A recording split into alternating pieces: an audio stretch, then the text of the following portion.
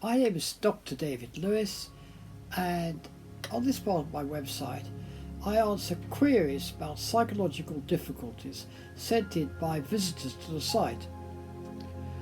Now, this inquiry comes from Jean, who is 27 years old and lives in Las Vegas in the United States.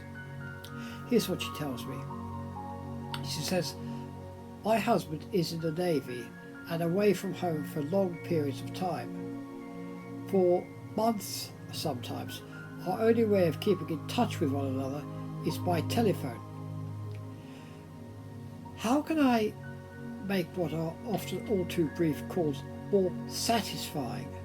How can I actually get the most out of these moments of personal intimacy?" My first piece of advice would be to remain as relaxed as possible. Sit or lie down on a bed or couch, close your eyes and imagine he's in the room beside you. Picture his face as clearly as possible while you're speaking to one another. That way, rather than talking into an impersonal piece of machinery, you'll actually have a greater sense that you're actually talking face to face with him. Now, unless you have important information, facts and figures to convey to him, I suggest you don't prepare what you're going to talk about in advance. If you have such information to convey, it might be better on this occasion to stand up rather than to lie down or sit down, simply because when we're standing we are more focused and more able to attend, and also slightly more physiologically aroused, which helps us keep the mind concentrated. So, providing it's just a general conversation about everyday matters or sort of ordinary chit-chat, it's much better to talk spontaneously, off the cuff as they say. Here's another little piece of information you may not have heard about. If you're a right-handed person like I am, the chances are you hold the receiver to your right ear, like this.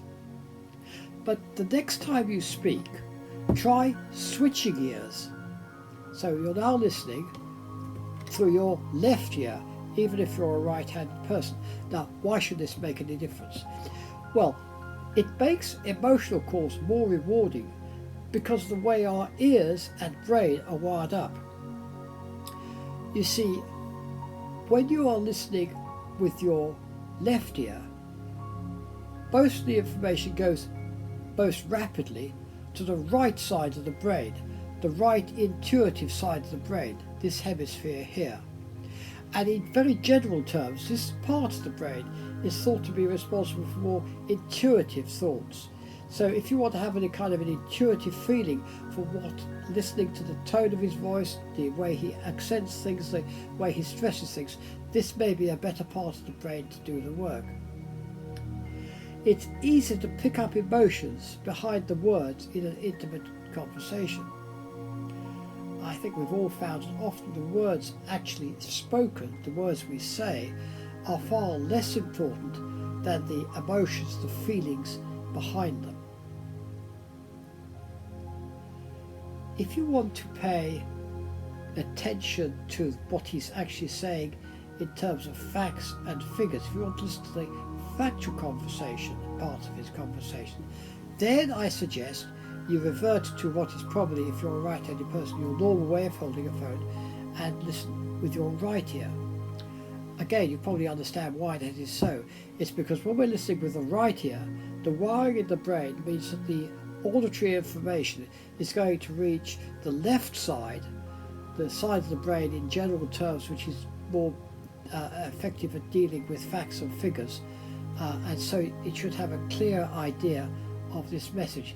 It will help you analyze facts and figures, dates and times and places like this, things like this. So you'll be more objective in how you're listening to what he's saying to you if you are listening with your right ear when the information is largely factual, and your left ear when the information is more about intuition and emotional responses. If you're a left-handed person, the picture is somewhat more complicated, but it may still be worthwhile experimenting by switching ears for different types of call. See whether in fact this does improve your understanding of either the emotional content or the factual content of what you're being told.